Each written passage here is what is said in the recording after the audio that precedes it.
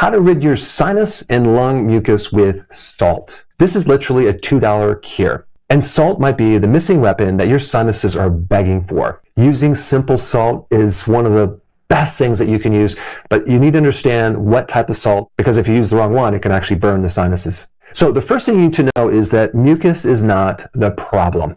It's the strategy. A lot of people that have sinus issues, they have inflammation for sure, but usually it's not a deep infection. And when you have something that is incorrectly diagnosed and you treat it with a medication, you actually suppress the symptoms deeper and they hang around a lot longer. Your body deploys mucus as a trap to engulf the bacteria or engulf the mold or the particles that might be irritating the upper respiratory tract. Now, this is really an immune reaction. Okay, and there might be microbes involved. There also could be a fungal infection involved, or even a mold infection, or even a viral infection. So don't right off the bat assume it's an infection that you need to treat with antibiotics. And the reason for that is that antibiotics only work on bacteria, not on mold, not on fungus. And when you take an antibiotic for bacteria, it kills off the good bacteria, which is there to keep the fungus in check. And this is why a lot of times people will have an overgrowth of a fungal infection after they have this antibiotic. Deep inside of your sinuses,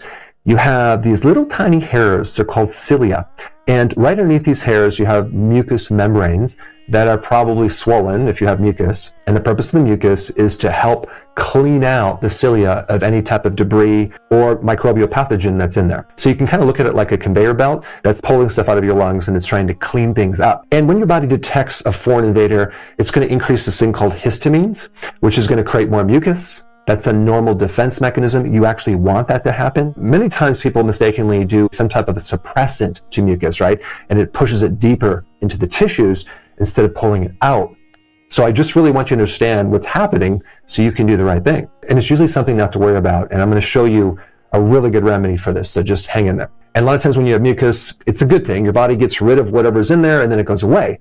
But sometimes it persists because it becomes too sticky or it clogs things up. And now the cilia cannot move and everything is kind of stuck deep inside. And then here the person is having a chronic sinus problem, which affects your sleep, can cause sleep apnea and breathing problems, because now you could really only breathe through your mouth when you're sleeping, which is a pain in the butt. Salt creates what's called an osmotic shift. What does that mean?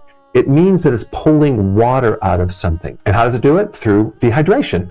Because remember that osmotic effect, it sucks the water out of these microbes. So what it does to the bacteria and fungus and mold is it sucks the water out, making that microbe dehydrated. It's dead, okay? What it does to the mucus is it actually takes the water out, so then everything is thinner and it can actually move out of our bodies a lot easier. The second thing that salt does is it directly destroys bacteria, mold, yeast, and fungus. And the third thing that salt does, in addition to taking the water out of the mucus, it actually has something called a mucolytic effect, which basically thins the mucus. It breaks it down, not necessarily just by pulling the water out, but just by thinning the mucus directly. And this is why simple sea salt is one of the best things to remove mucus from the body. Now, one of the really interesting things about this mucus is it's super common to have it react to mold, some mold growing in your house. So you really need to get that checked, whether your basement, maybe there was a recent leak in your house with water and you have mold in there, and not realize that is one of the root causes of your sinus problem. So here you are doing this salt flush and it keeps coming back because the root cause needs to be identified. Sometimes it also can be histamines in foods, and I'm going to put a link down below for more information about that. But the other really important part of this puzzle is vitamin D. Vitamin D is one of the most important nutrients to support the immune system, especially if you're predisposed to mold or you're predisposed to having sinus infections or lung infections. And because people don't get enough sun, especially during the winter, this is why they have more problems in the winter with their sinuses than during the summer. One last thing about food. A lot of times just eliminating dairy. Some people have a sensitivity to dairy that can create more mucus. So you also might want to look at that as being an issue. If you have a sinus problem that's chronic, okay, suspect a fungal infection, the salt's going to help with that. If you have more of a sinus problem during the winter, suspect more of a vitamin D deficiency, and the amount of vitamin D that you really need is about 50,000 IUs per day. Get your vitamin D with K2 and add magnesium so it can work a little bit better. But I would take your vitamin D closer to the evening, so when you go to bed at night, it can work all night long.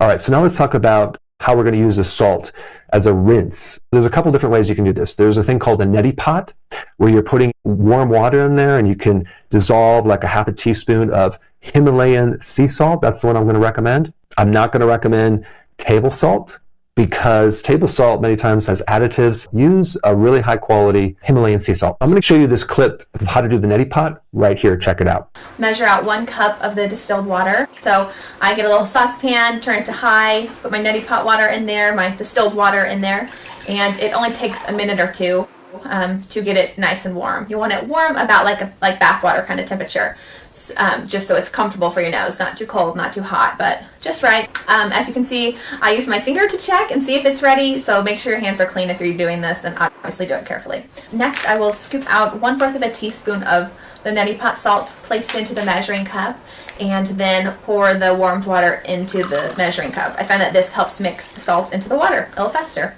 I'll then pour half of that solution into the neti pot, and I'm ready to go. So to set yourself up, you're going to tilt your head to the opposite side. You're going to put the neti pot into your nostril and then lift your elbow up. As you can see, it kind of creates an incline from my elbow all the way down, as in the water's coming out, and you're just gonna let it flow. That's kind of my catchphrase. You want to keep your mouth open so you can breathe while you're doing the neti pot, and you just try to relax into it. Once you've allowed all the water to empty out, you're going to give it a good blow, and I use a cloth napkin also to just kind of get the extra out, and you're on to the next side. So basically transfer the last half cup of water into the neti pot and all the same steps. We're going to tilt our head, place the neti pot into your nostril, lift your elbow up, make that incline, and let it flow once again. Okay, another little addition that I highly recommend if this is a big problem or it's chronic or it's more severe, is to take a Q-tip and put a little garlic oil, like I'm just talking a few drops, on the Q-tip, and go inside each nostril and just spread it to create a powerful anti-pathogenic effect. Garlic is hands down one of the best antiviral, antifungal, anti-yeast, anti-mold. It's considered like a natural antibiotic. The third thing you can do is just get a pot of water, okay? And in the water, you dissolve some salt. I might recommend just like 1 tablespoon of sea salt and dissolve it in there and let the steam come up to your sinuses with the towel over your head, and just breathe the steam inside the sinuses slowly and let it out. You'll have these ion particles in the air from the salty water. It'll get in there and it'll start to break down the mucus. There's many other ways you can do this. There's a salt diffuser you can buy. I think the name for that is called a halogenator, but that's more expensive and it's really not needed. That's an option. Another couple things I would highly recommend that you drink and consume are apple cider vinegar 3 times a day. Not straight, but just take a tablespoon and some water, okay, drink it down 3 times a day. This is going to acidify the body. This stimulates the macrophages of the immune system and helps to remove mucus. That's 1 tablespoon in a glass of water before meals, or just 3 times a day. Don't forget to inspect your house for mold. There's different home tests that you can do, especially if you haven't cleaned your vents in many, many years, okay, because that could be a hidden source of a lot of pathogens. The other thing I'd highly recommend is you want to cut out all sugar and starch, because guess what?